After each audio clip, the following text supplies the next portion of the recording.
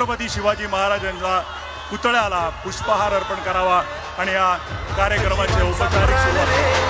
जय भवानी जय शिवाजी जय घोष हा चालला